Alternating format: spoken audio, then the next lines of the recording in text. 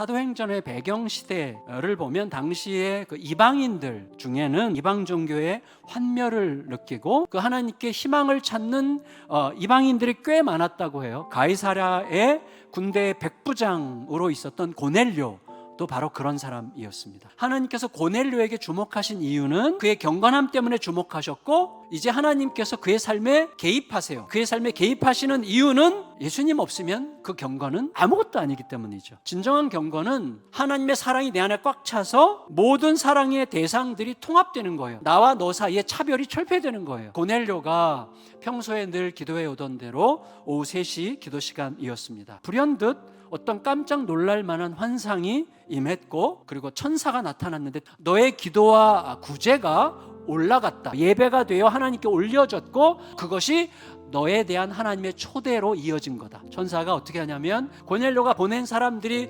베드로를 못 찾을 가능성이 하나도 없게끔 하려고 하는 듯이 너무나 성실하게 이야기해줘요. 그리고 고넬료는 정말 혼란스러웠지만 너무나 성실한 천사의 요청에 아주 성실하게 대답해요. 믿음이라는 건 뭐냐면 혼란스러워도 순종하는 게 믿음이에요. 한편 더 흥미로운 건 뭐냐면 하나님은 우리가 순종할 걸 그냥 믿고 그냥 일을 저지르세요. 베드로로 하여금 도착하는 시간에 딱 맞춰서 베드로가 순종해야만 하는 환상을 보여서 베드로를 설득하세요. 유대인들은 대체로 식사를 하루에 2끼 했다고 알려지는데 베드로는 12시인데 벌써 배가 고팠어. 배가 고프다는 게 중요한 설정이에요. 배가 고프면 뭐든지 먹죠. 근데 아무리 배가 고파도 절대 먹을 수 없는 음식도 있죠. 하늘에서 동물들이 잡아 먹어야 되는 고기들이 막 내려오는데 유대인들의 규정에서 절대 먹으면 안 되는, 아무리 배가 고파도 먹을 수 없는 것들을 내가 이미 깨끗하게 했으니까 먹어라 라고 말씀하시는 거예요. 사실은 먹지 않는 게 하나님을 섬기는 도리라고 확신하고 살아왔던 그것을 하나님은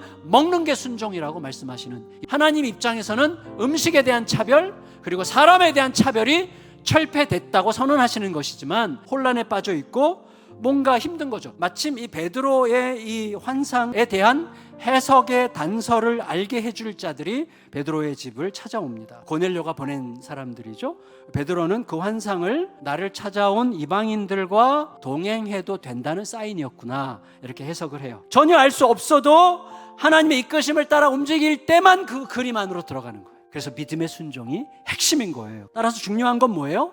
하나님께서 알고 계시다는 것을 아는 거예요. 그리고 바로 그 순간 베드로에게 중요한 각성이 일어나요. 하나님을 진짜로 사랑하는 자는 어떻게든 예수 그리스도의 복음을 만날 수밖에 없다는 사실을 깨달은 거예요. 진짜로 하나님을 사랑하고 경외하는 사람들은 모든 상황에서 하나님께 귀를 기울일 게 분명해요. 그러니까 하나님을 경외하는 자는 그리스도의 복음을 만날 수밖에 없는 거예요. 여러분이 고넬료와 베드로의 만남은 사도행전 전체 모든 스토리들 중에 가장 길어요. 이 이야기의 중요성을 우리에게 알게 해주고 싶었기 때문에 이렇게 길게 기록했겠죠. 저는 2가지 측면을 생각했는데, 하나는 하나님의 선교의 본질, 그리고 그 본질에 순종하는 우리의 태도, 이 2가지를 이야기해주고 있다고 생각이 됐습니다. 하나님의 선교의 본질은 한마디로 이거예요. 땅끝을 향하시는 하나님의 행진은 한순간도 멈추는 법이 없다는 거예요.